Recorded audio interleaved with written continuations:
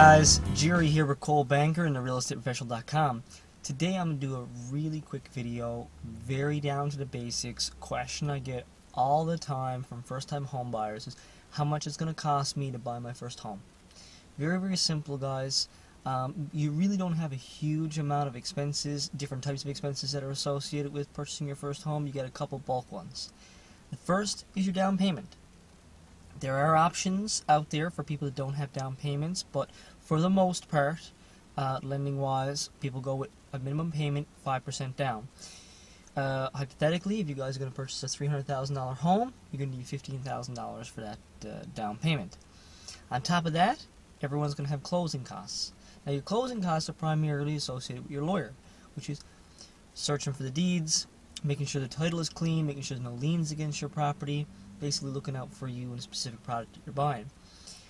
In this particular case, we normally use an average about 1.5% for closing costs. It's probably an overestimate on the high end purchase. On the lower end purchase, it might be too little. But if you've got $3,000 or $4,000 for your closing costs, you'll be fine.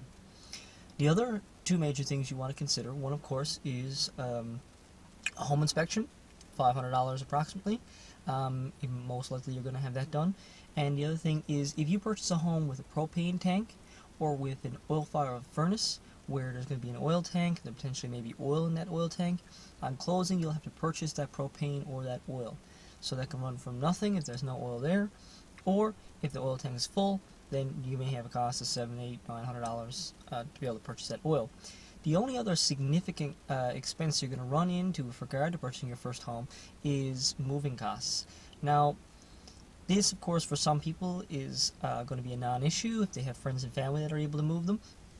But in a lot of cases, people have to hire a moving truck, or if they hire a moving company if they're coming from out of town, or if they have a large quantity of items that they own they need to move.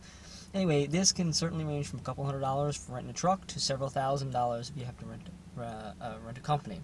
So basically, if you're purchasing a $300,000 home, if you have 5% down, you have $15,000 there.